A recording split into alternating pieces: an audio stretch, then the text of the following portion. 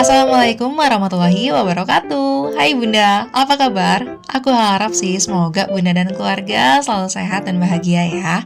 Yang sedang sakit aku doakan semoga segera Allah sembuhkan, dan yang sedang dalam kesulitan semoga segera Allah beri pertolongan dan kemudahan. Amin. Dalam kesempatan kali ini aku mau sharing kegiatan ibu rumah tangga biasa sih, yang pastinya Bunda di rumah pun melakukan ini. Mungkin kegiatan mingguan. Jadi di video kali ini aku mau sharing kegiatan aku ganti spray di kamarku dan kamarnya anak-anak. Tapi sebelum itu, ini aku sharing juga kegiatan aku siram tanaman di halaman mini belakang rumahku. Karena memang halamannya cuma seuprit gini aja Bunda.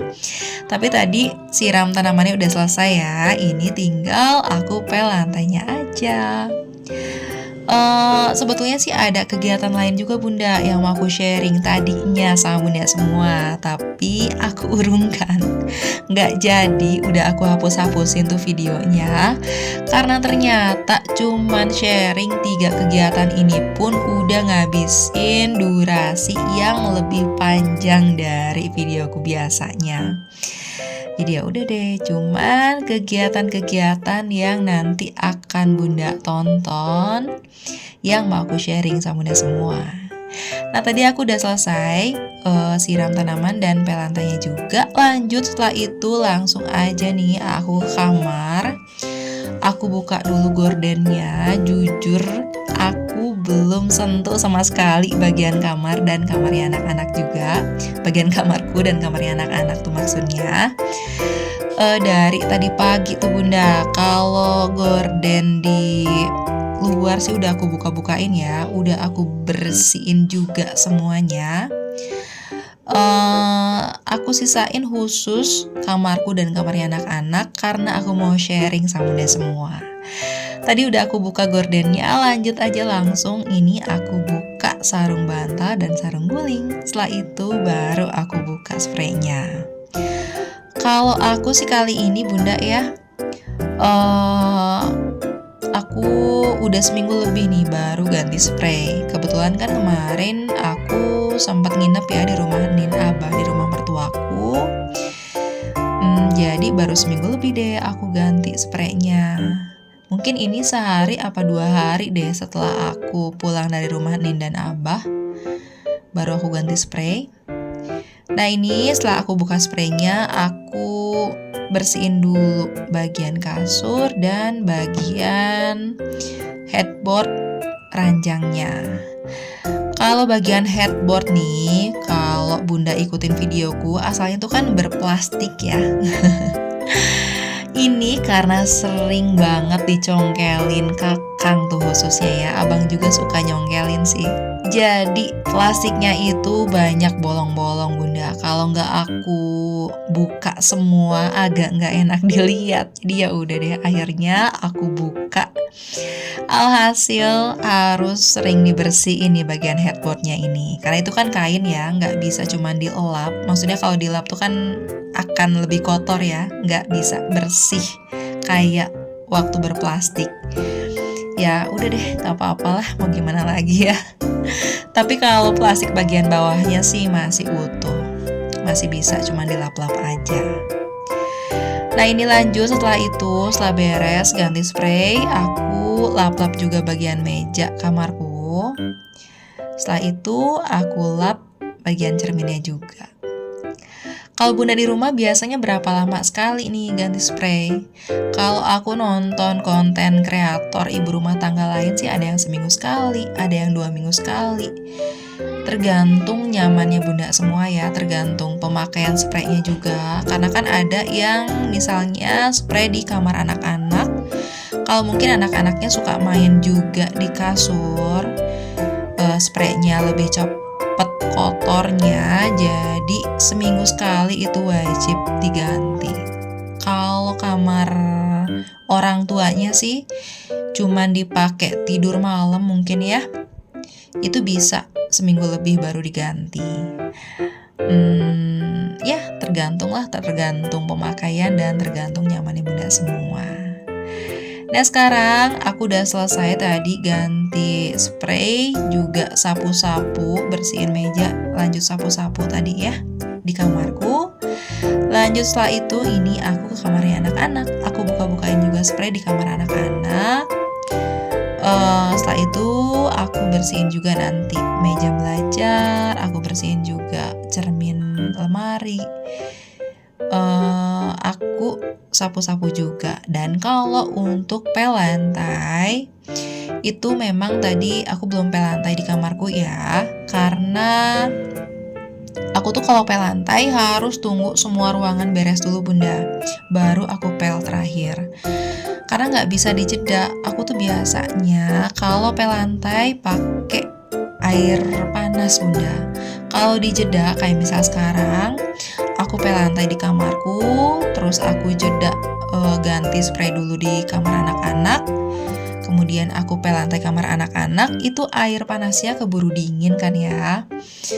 Jadi nanti tuh suka berbekas bunda di lantai rumahku. Karena kebetulan lantai rumahku itu dari granit. Setelah aku nonton FYP berapa lama yang lalu, katanya lantai granit itu perlu perlakuan khusus untuk pel lantainya aja sih ya. Nah ini karena aku udah beres, buka-bukain semua spray di kamarku dan kamar anak-anak. Ini abang bantuin masukin ke dalam plastik besar ini bunda, supaya nanti tinggal aku masukin ke tempat laundry aja. Mau dimasukin aja deh bunda ke tempat laundry, karena PR banget kalau udah urusan spray ya. Tempat jemurku kan terbatas, tambah lagi untuk setrika spray itu mager banget deh, segede apa tuh ya. Bisa dilipat-lipat sih, tapi aku nggak mau bunda, udah deh biar nggak PR, biar nggak nambah kerjaan, langsung aja masukin ke tempat laundry. Oh iya tadi perlakuan khusus untuk lantai granit itu apa sih? Pakai 3 bahan bunda. Yang pertama air panas dicampur sedikit sabun pencuci piring dan sedikit apa tuh namanya ya, pemutih. Mungkin gak apa-apa ya aku sebutin merek ya, aku pakai Baiklin bunda.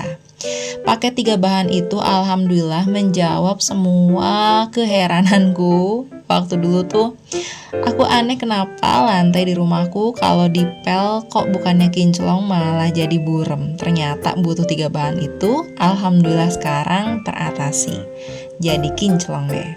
Mungkin bunda yang bukan lantai granit pun bisa ya dicoba di rumah, itu bisa lebih awet kesetnya, bisa sampai 3 harian. Jadi lebih irit kan ya. Tetap deh nomor 1 ekonomis.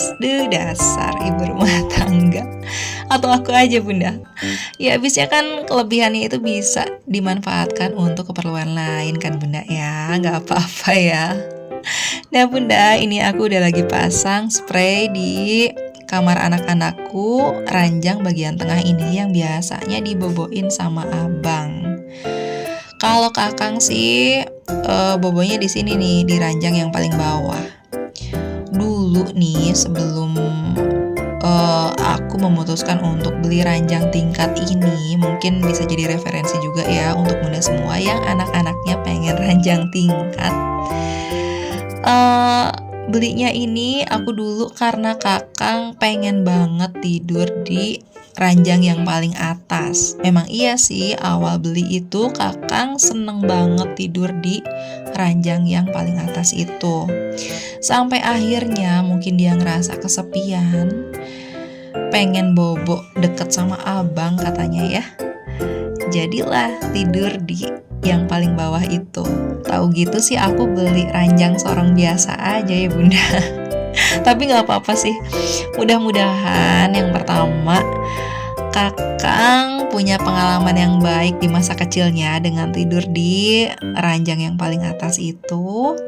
Yang kedua, kasurnya ini masih bisa dimanfaatkan sih. Kayak misal di hari weekend tuh anak-anak kadang-kadang pengen tidur bareng-bareng di ruang TV sambil nonton, kasurnya tinggal diturunin aja. Makanya sekarang ganti spray pun, meskipun kakak udah gak tidur di ranjang paling atas, tetap aku ganti spraynya. Setiap pagi pun tetap aku bersihin. Nah, setelah selesai aku ganti spray kamar anak-anak. Ini aku lap-lap juga. Dan sebetulnya nih, aku lap juga tuh cermin di lemari anakku ini. Tapi videonya itu nggak bagus banget hasilnya Bunda. Masa ya badan aku kepotong setengah coba ya. Jadi ya udah deh, aku buang tuh hasil video pada saat aku lap cermin lemari anakku. Lanjut aja langsung ke kegiatan aku lap meja belajar. Oh iya Bunda, kemarin kan di video sebelumnya aku sempat sharing ya sama Bunda kalau di hari Sabtu kemarin tuh aku ada jadwal ke rumah sakit untuk periksa kelanjutan benjolan yang ada di leherku. Sebelumnya ini aku cerita gak ada maksud apa-apa ya Bunda. Aku cuman mau sharing, barangkali bisa jadi hikmah, bisa jadi pelajaran untuk Bunda yang mungkin punya pengalaman yang sama atau mungkin orang terdekat Bunda. Tapi mudah-mudahan sih enggak ya. Jadi kemarin tuh hasil dari kontrolnya itu aku dikasih rujukan lagi untuk ke rumah sakit yang lebih besar, ke tingkat berikutnya, supaya bisa dilakukan biopsi. Biopsi ini ada 2 jenis. Yang pertama, diambil sampel dari cairan benjolan itu untuk dicari tahu kenapa ngebandel banget, ini tuh apa sih sebetulnya, atau dilakukan operasi untuk disedot habis cairan benjolannya ini. Tapi aku cerita juga sama ibu karena ibu pernah punya pengalaman yang sama, punya kelenjar getah bening juga dulu. Untuk opsi kedua itu nggak disarankan karena ibu pun pernah kayak gitu, pernah disedot 2 kali tapi benjolannya itu ada lagi, nggak tuntas gitu Bunda. Akhirnya ibu melakukan biopsi. Setelah tahu penyebabnya apa, diobati sesuai dengan penyebabnya itu, tuntas deh. Alhamdulillah sampai sekarang nggak pernah lagi ada benjolan. Jadi kayaknya aku akan ambil opsi itu. Kalau aku nanti mungkin udah ketemu dokter rujukannya ya, aku akan ambil opsi di biopsi untuk diambil sampel dulu aja. Biar tahu ya dan biar bisa diobati sesuai dengan penyebabnya. Dan kalau ada Bunda yang tanya, kok kenapa bisa aku sampai dirujuk lagi untuk biopsi? Jadi seharusnya itu setelah diberikan 2 kali antibiotik dan kesempatan untuk badan aku lawan sendiri, benjolannya itu mengecil Bunda. Tapi ini bukannya mengecil, malah nambah 2 benjolan lagi. Kok ngebandel banget gitu. Dokternya juga sempat tanya apakah aku kecapean, apakah aku kurang tidur, suka begadang, kemudian apa aku suka merasa meriang, dan gimana aku makan proteinnya. Ya jujur sih namanya ibu rumah tangga ya, bohong banget kalau nggak capek Bunda ya. Yang ada pun nggak dirasa capeknya. Dan kalau meriangnya itu masih bisa ditahan, itu pasti tetap harus berkegiatan seperti biasa. Apalagi Bunda yang punya anak masih kecil-kecil kayak aku, pasti deh ditahan banget tuh meriangnya ya. Dan kalau makan protein, memang aku pemakan sayur tapi tetap aku makan protein. Jadi kesimpulannya mungkin memang tubuh akunya yang kurang siap untuk melawan kelenjar getah beningnya ini. Gitu.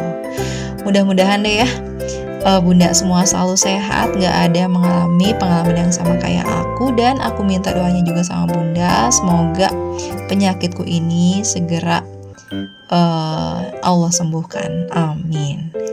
Nah Bunda, ini aku udah selesai semua kegiatan aku di video kali ini. Ini hasilnya ya. Kamar anak-anakku juga tadi udah rapi, udah aku perlihatkan sama Bunda. Jadi videoku sampai di sini dulu ya. Terima kasih udah nonton sampai akhir. Semoga bermanfaat dan sampai ketemu di video selanjutnya. Wassalamualaikum warahmatullahi wabarakatuh. Bye Bunda.